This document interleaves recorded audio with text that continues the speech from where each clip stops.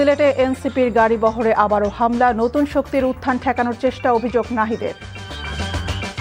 প্রতিবন্ধীদের আত্মনির্ভরশীল করতে চায় সরকার, 3 জনকে নিয়োগপত্র দিলেন প্রধানমন্ত্রী। ঘুষ দুর্নীতি আগের মতোই চলছে, ফখরুল, ফ্যাসিস্টের পথে হাঁটছে দেশ, ডাক্তার শফিক।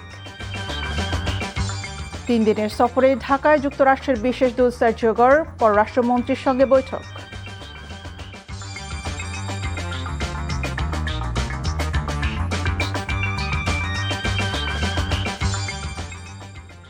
আসসালামু আলাইকুম। ইফতারের সুরভি স্বাগত জানাচ্ছি এনটিভির সন্ধ্যার খবরে। আই গ্যাস ইউনাইটেড শিরোনাম দেখছিলেন, এবার পুরো খবর। এবার সিলেটে এনসিপির উত্তরাঞ্চলের মুখ্য সংগঠক সার্জিস আলমের গাড়ি বহরে ঢিল ছুঁড়ে গাড়ির কাচ ভাঙার ঘটনা ঘটেছে। দুপুরে গোলাপগঞ্জ পৌরসভা হলরুমে জুলাই আন্দোলনে নিহত 7 শহীদের পরিবারের স্বজনদের সঙ্গে মতবিনিময় শেষে সিলেটে ফেরার পথে এই হামলার ঘটনা ঘটে। সরকারের প্রত্যক্ষ মদদে এই হামলা হয়েছে বলে অভিযোগ এনসিপি নেতাদের। তবে এটিকে বিচ্ছিন্ন ঘটনা দাবি করে আইনি পদক্ষেপ নেওয়ার কথা জানিয়েছে পুলিশ। সিলেট থেকে আনিস রহমানের ক্যামেরায় আরও জানাচ্ছেন সজল ছত্রী। বৃহস্পতিবার দুপুরে মৌলভীবাজার থেকে সিলেটের 3 উপজেলায় পদযাত্রা কর্মসূচি নিয়ে সিলেট পৌঁছায় এনসিপি নেতৃবৃন্দ। দলের আহ্বায়ক নাহিদ ইসলামের নেতৃত্বে একটি দল শাহজালাল বিজ্ঞান ও প্রযুক্তি বিশ্ববিদ্যালয়ে জুলাই স্মরণের শীর্ষক আলোচনা সভায় যোগ দেন। দলের উত্তরাঞ্চলের মুখ্য সংগঠক সার্জিস আলমের নেতৃত্বে অপর দলটি গোলাপগঞ্জ পৌরসভার হলরুমে জুলাই আন্দোলনের 7 শহীদ পরিবারের স্বজনদের সঙ্গে মতবিনিময় করেন। সভা শেষে ফেরার পথে পৌরসভা গেট এলাকায় বিএনপি, যুবদল ও ছাত্রদল নেতাকর্মীরা তাদের বিরুদ্ধে নানান স্লোগান দিতে থাকেন। এক পর্যায়ে গাড়ি বহরের দিকে ইট পাটকেল ছুঁড়লে একটি গাড়ির পেছনের কাঁচ ভেঙে যায়। পুলিশ ও আইনশৃঙ্খলা বাহিনীর নিরাপত্তায় দ্রুত সিলেট শহরের দিকে চলে যায় এনসিপির গাড়ি বহর। পরে সিলেট সার্কিট হাউসে এ হামলার পেছনে সরকারের প্রত্যক্ষ মদদ ও পুলিশের নিষ্ক্রিয়তার অভিযোগ করেন এনসিপি নেতৃবৃন্দ। তবে এমন অভিযোগ অস্বীকার করে পুলিশ। ছাত্র দলের টি-শার্ট পরে হামলাগুলো করেছে, একজনের গ্রেফতার হয়নি। তার মানে তারেক রহমান এবং বিএনপির মদদে হামলা হচ্ছে, প্রশাসনের সহযোগিতা হামলা হচ্ছে, দাঁড়িয়ে দাঁড়িয়ে শুধু নাটক দেখা হচ্ছে, কোনো গ্রেফতারও হবে না, কোনো মামলার কার্যকারিতাও নেই। আমরা প্রোগ্রাম করব, যদি মেরে ফেলে রাজপথে মেরে ফেলবে, সমস্যা নাই, ইনশাল্লাহ লড়াই চলবে।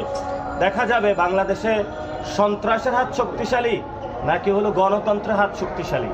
এটা আমরা বাংলাদেশে ইনশাল্লাহ প্রমাণ করব। ইনসাফের রাজত্ব ইনশাল্লাহ আমরা বাংলাদেশে কায়েম করব। মূল গেট থেকে বেরিয়ে অনেক দূর যাওয়ার পরে ওই হঠাৎ করে ঢিল দিয়ে গ্লাসটা ভেঙে ফেলে। না, হতো না।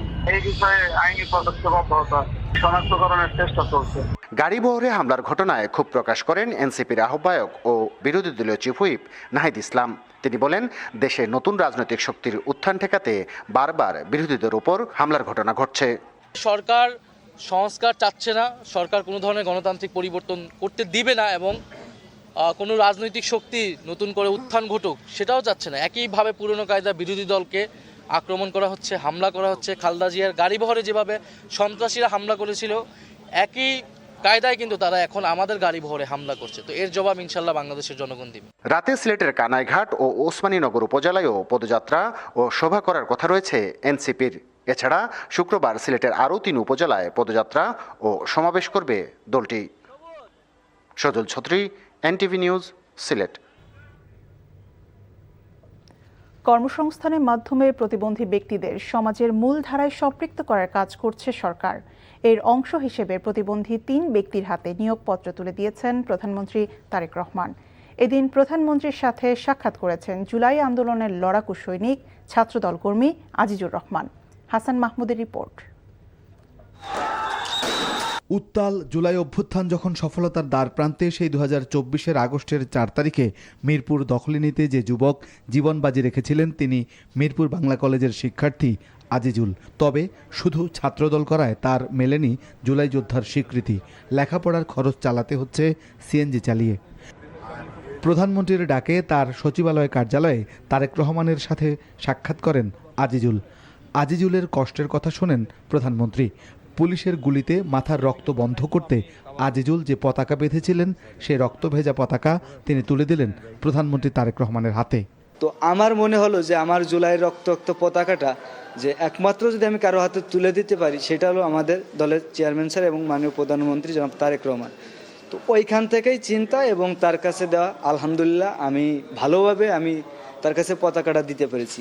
এই অনুভূতিটা আমি ভাষায় প্রকাশ করার মতো না। যে এর আগে প্রতিবন্ধী 3 ব্যক্তির হাতে নিয়োগপত্র তুলে দিয়েছেন প্রধানমন্ত্রী তারেক রহমান।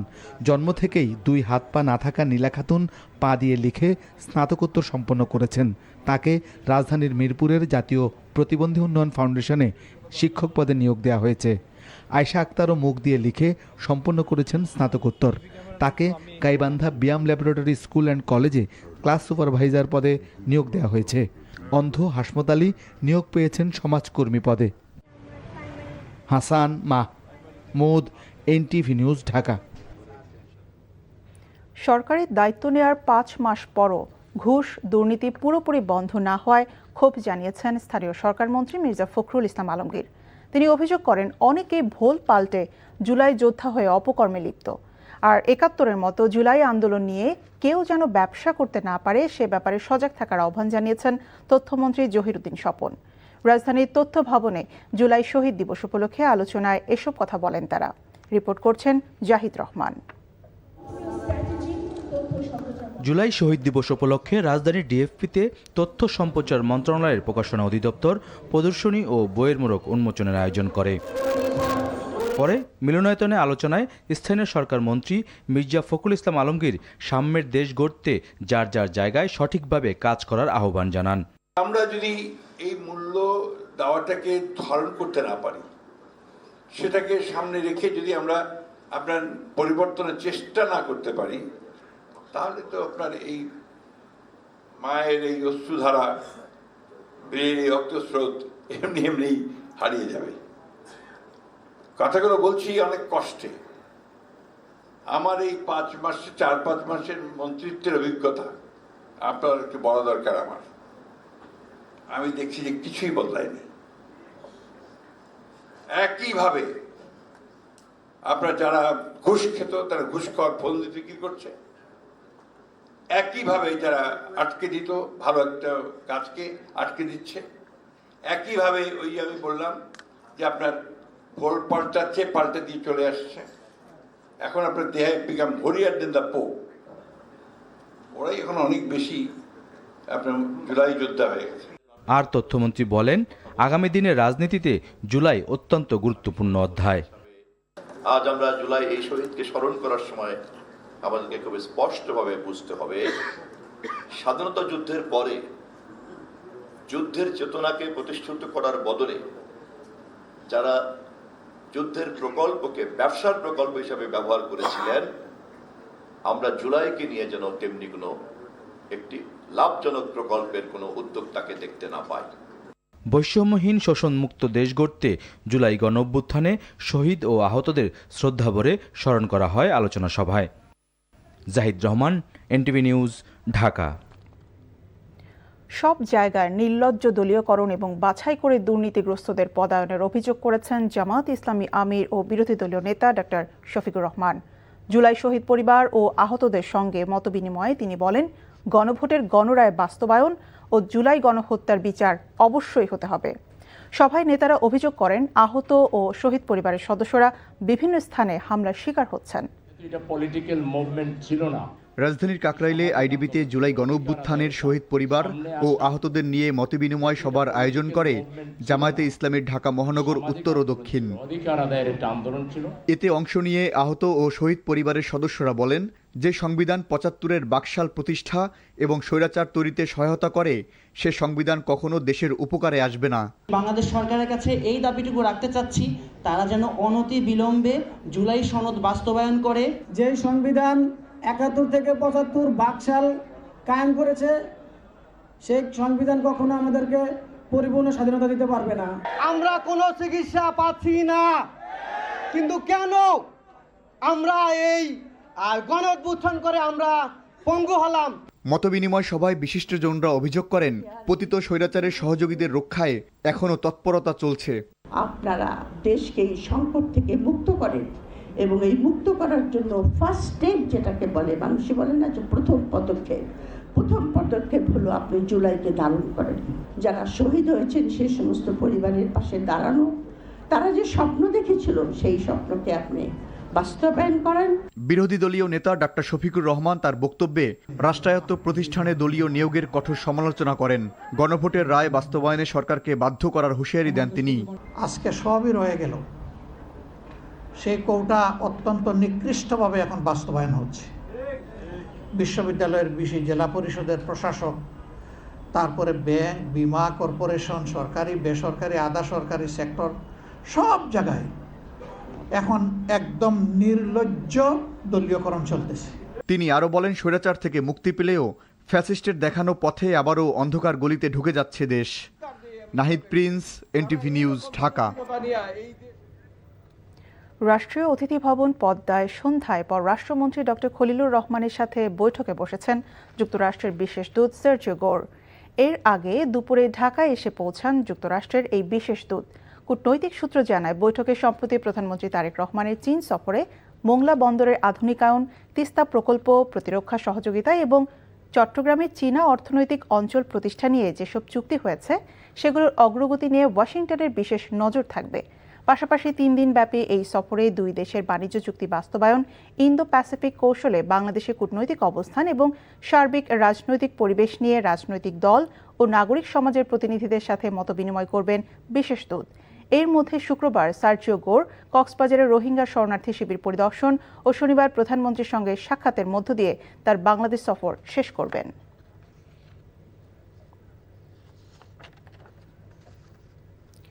রাজধানীতে গ্যাসের সংকট ক্রমাগত বাড়ছে। গৃহস্থালির পাশাপাশি ফিলিং স্টেশনগুলোতে চলছে চরম ভোগান্তি। 3 থেকে 4 ঘন্টা লাইনে দাঁড়িয়েও গ্যাস পাচ্ছেন না চালকরা। গত 1 সপ্তাহের বেশি সময় ধরে তীব্র গ্যাস সংকটে রাজধানীবাসী। ঢাকা ও আশপাশে সিএনজি পাম্পগুলোতে বেড়েছে দীর্ঘ অপেক্ষার সারি। কয়েকটি পাম্পে পর্যাপ্ত চাপ না থাকায় গ্যাস বিক্রি বন্ধ রাখা হয়েছে। কর্মঘণ্টা নষ্ট হয়, আর্থিক ক্ষতির মুখে পড়ছেন ভাড়ায় চালিত গাড়ি চালকরা। তবে ফিলিং স্টেশন কর্তৃপক্ষ বলছে, এলএনজি সরবরাহ নির্বিঘ্ন হলে এই সংকট কেটে যাবে। সিএনজি চালকরা জানান, ঘন্টার পর ঘন্টা অপেক্ষা করে মিলছে প্রয়োজনের অর্ধেক গ্যাস। গ্যাসের অভাবে ভাড়ার গাড়ি চালাতে না পেরে আর্থিক ক্ষতির মুখে পড়ছেন তারা।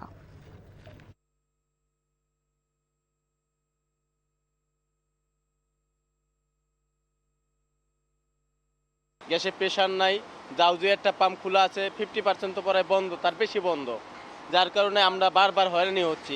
আগে একবার থেকে 2বার নিলে আমাদের রাত দিন চলে যেত। চিন্তা করেছিলাম 2 ঘন্টার ভিতর নিতে পারবো, তো অলরেডি 4 ঘন্টা হয়ে গেছে। তো এতক্ষণ ধরে সিরিয়াল দিয়ে নিছি, গ্যাস মানে প্রেশারও ভালো না। প্রতিবার 3বার লোন নেয় গ্যাস, 50 টাকা, 60 টাকা, 70 টাকা গ্যাস উঠে, 200 টাকার গ্যাস উঠলে আমাদের সমস্যাও না। এই সমস্যা এটাই। আর অনেক পাম্পে আমাদের নজল দেয় না, গ্যাস দেয় না। মতিঝিলের শাপলা চত্বরে হেফাজতে ইসলামের সমাবেশে হত্যা মামলায় সাবেক মন্ত্রী আব্দুল লতিফ সিদ্দিকীকে কারাগারে পাঠানোর আদেশ দিয়েছে আন্তর্জাতিক অপরাধ ট্রাইব্যুনাল। দুপুরে বিচারপতি নজরুল ইসলাম চৌধুরীর নেতৃত্বাধীন ট্রাইব্যুনাল 2 এই আদেশ দেন। এর আগে তাকে ট্রাইব্যুনালে হাজির করা হয়। পরে প্রসিকিউশনের পক্ষ থেকে তাকে কারাগারে পাঠানোর আর্জি জানানো হয়। শুনানির সময় লতিফ সিদ্দিকী কথা বলার অনুমতি চাইলে ট্রাইব্যুনাল তা আমলে নেয়নি। আদেশের পর ট্রাইব্যুনালের কাঠগড়া থেকে আসামিকে নেওয়ার সময় কিছুটা উত্তেজনা তৈরি হয়। এ সময় লতিফ সিদ্দিকীকে পুলিশ ধাক্কা দিয়েছে এবং নিজেও ধাক্কা খেয়েছেন বলে অভিযোগ করেন কাদের সিদ্দিকী বীর উত্তম। গত সোমবার আন্তর্জাতিক অপরাধ ট্রাইব্যুনাল শেখ হাসিনা সহ 41 জনের বিরুদ্ধে হেফাজতে ইসলামের সমাবেশে গণহত্যার অভিযোগ আমলে নেয়। একই সাথে পলাতক আসামিদের বিরুদ্ধে গ্রেফতারি পরোয়ানা জারি করে ট্রাইব্যুনাল।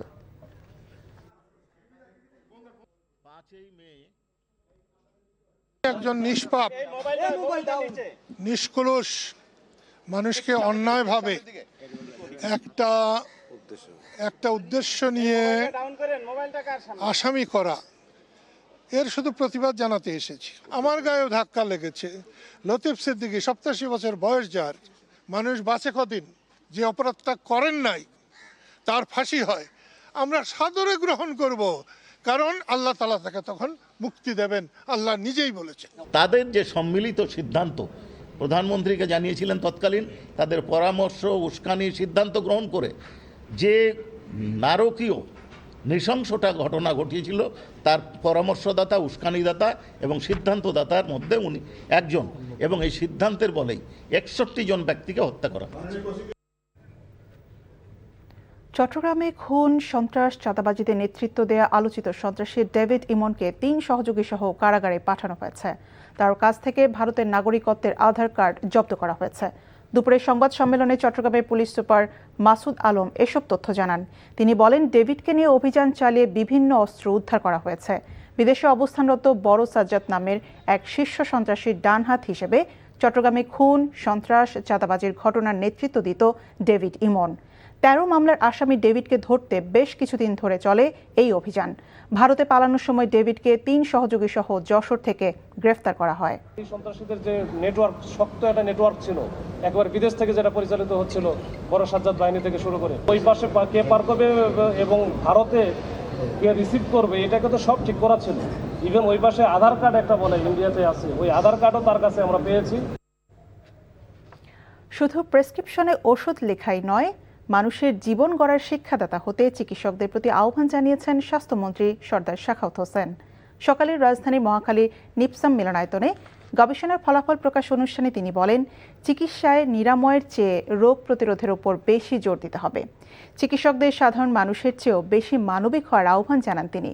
স্বাস্থ্যমন্ত্রী জানান, চিকিৎসকদের সহযোগিতা ছাড়া এককভাবে সরকারের পক্ষে স্বাস্থ্য খাতের উন্নয়ন সম্ভব নয়। এছাড়া প্রতিটি মেডিকেল কলেজে 50টি এবং উপজেলা পর্যায়ে 10টি করে ডায়ালাইসিস মেশিন বসানোর পরিকল্পনার কথা জানান স্বাস্থ্যমন্ত্রী।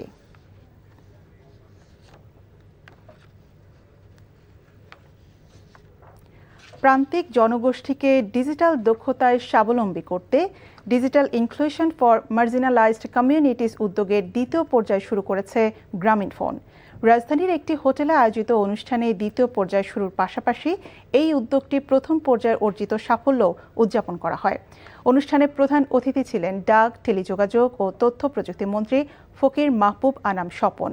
বিশেষ অতিথি ছিলেন টেলিযোগাযোগ নিয়ন্ত্রণ কমিশন বিটিআরসি চেয়ারম্যান অবসরপ্রাপ্ত মেজর জেনারেল মোহাম্মদ ইমদাদুল বারী। অনুষ্ঠানে ডাক, টেলিযোগাযোগ ও তথ্য প্রযুক্তি মন্ত্রী বলেন, অন্তর্ভুক্তিমূলক ডিজিটাল বাংলাদেশ করতে প্রান্তিক মানুষের ডিজিটাল দক্ষতা বৃদ্ধি জরুরি।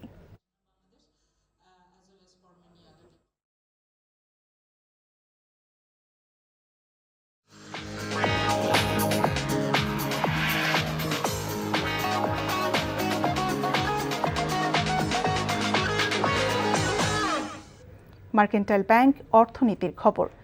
সম্মিলিত ইসলামী ব্যাংকের অন্যতম অংশীদার এক্সিম ব্যাংক থেকে প্রশাসক প্রত্যাহার করেছে বাংলাদেশ ব্যাংক। গণমাধ্যমে এমন তথ্য নিশ্চিত করেছে বাংলাদেশ ব্যাংকের মুখপাত্র আরিফ হোসেন খান। তিনি জানান, সম্মিলিত ইসলামী ব্যাংক পুনর্গঠন কার্যক্রমে অগ্রগতি, আর্থিক সক্ষমতা, তারল্য পরিস্থিতি এবং পরিচালনা পর্ষদের কার্যকারিতা বিবেচনায় এ সিদ্ধান্ত নেওয়া হয়েছে।